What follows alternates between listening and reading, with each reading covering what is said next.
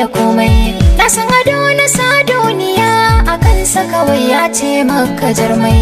Ka jura kwarzaba da tsana da duka maganar da za a yi ta maimai. Ni ma kansa na sha wuya. Labarina da zan baku ne maso ne bai yi mini uzuri ba. Da farko cikin rayuwa ta nisan ma ban yarda da shi ba. Wai daɗinsa ko kuma farin cikin da yake ciki ban sani ba.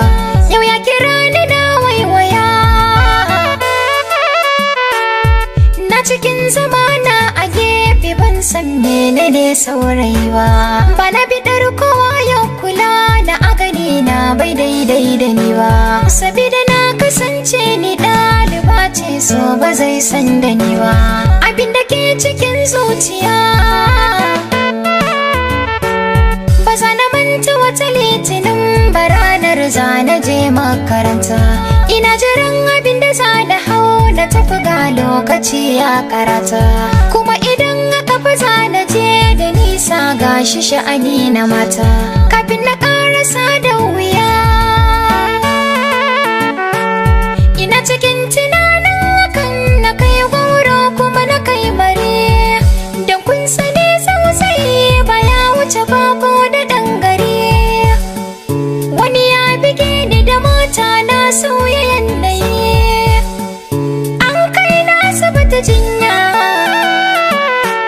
Na samu raunuka 'yan ƙanana dan ciwon ma bai tsawwala ba. Ko da na tashi na yi tambaya shin waye bige ni wai bai tsaya ba.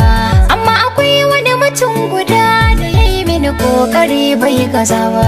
Yana ina na mai godiya, sai aka ce da ni baya nan amma ya je gida za ya dawo. Suna cikin gaya mini hakan sai ya shigo har da saraba ya kawo. Ya kalle ni ya yi murmushi ya ce ya jiki, na ce babu ciwo. Likita har da min dariya, likita sai ta ɗan ba mu lokaci mai magana ni da shi ɗai. To na ji daɗin hakan kwarai da na yi masa godiya ya ji sai dai. Bai ce min na ofan ba ya zuba ido yana ta kallo na ni dai. Kunya ta sa na ɗan sunkuya,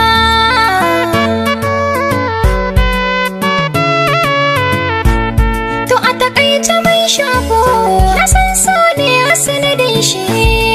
Ku biyo ni zan karasa labarin kwai arashi.